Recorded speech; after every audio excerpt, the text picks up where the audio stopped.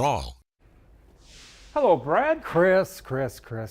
You know, Yes. we had a story yesterday. Researchers find a surprising upside to hurricanes. If you miss a segment, I would encourage you to go to WBAY.com, go to the 3 Brilliant Minutes section to see the whole story. The bottom line is that they found that the big surge of water that comes up off of the ocean bottom during a hurricane is filled with nutrients, and it really replenishes the sea and feeds the sea in many respects. It's a great story. Go there and check it out. One of the few good things that come out of a hurricane. Correct, Yes. correct. But I'm continuing rather with a little bit of an ocean theme, okay? And bear in mind that in our planet, roughly 3/4 of the planet's surface is covered in water, Right. and most of it is ocean water. So with that in mind, we've barely scratched the surface, so says this story from SciTech Daily. Scientists reveal only 1/1000th of 1% of the deep ocean has ever been explored or imaged. Now, Understandable. correct. Let's define deep ocean. Regions deeper than 200 meters, that's 656 feet. Ocean exploration is one, very expensive, and two, very dangerous. Space exploration is dangerous, but the big challenge of going under the ocean is the extreme pressure from the weight of the water. In space, it's a vacuum. You don't have that threat. If things are built correctly, you have the reverse threat of an explosion rather than an implosion, okay? Right.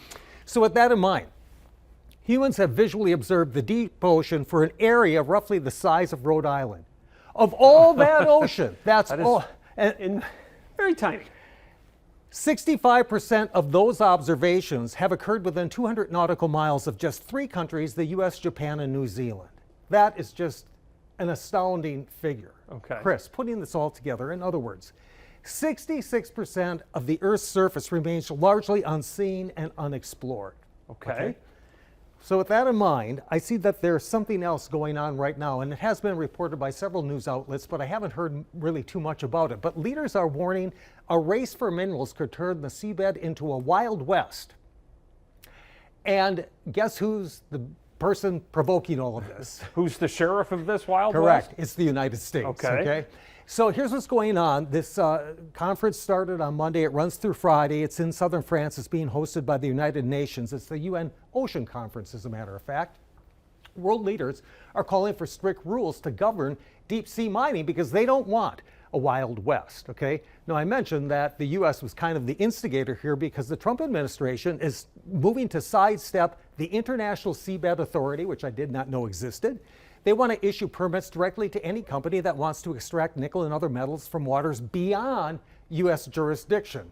In other Okay. words, The Wild West. correct, Okay. correct. Now, don't get me wrong. We need nickel and other metals, and so do other countries. But I thought that it was the French President Macron that actually had the best summation of all this. Quote, "I think it's madness to launch predatory economic action that will disrupt the deep seabed, disrupt biodiversity, destroy it, and release irrecoverable carbon sinks when we know nothing about it." By the way, we really don't. Remember, 66%. 6%. We don't know what's there. The UN said as of Monday, 50 countries had ratified this new high seas treaty, just 5 shy of the number required for its enactment, but they still have a couple of days. They feel confident that they'll get it. But I know one country that will not be signing on. Correct. All right, Brad. Thank you so much. Okay. We'll see you again tomorrow.